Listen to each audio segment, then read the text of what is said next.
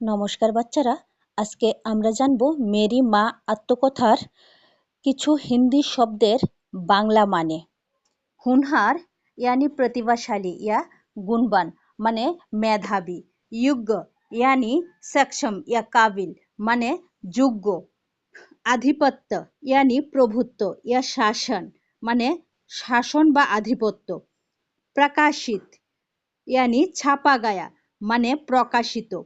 प्रेरित यानी उत्साहित करना या प्रेरणा देना माने अनुप्राणित करा। सद्व्यवहार यानी अच्छा व्यवहार माने भालो व्यवहार। प्राणहानि यानी किसी की मृत्यु होना या माने मृत्यु। उर्ऋण यानी ऋण से मुक्त माने ऋण मुक्त।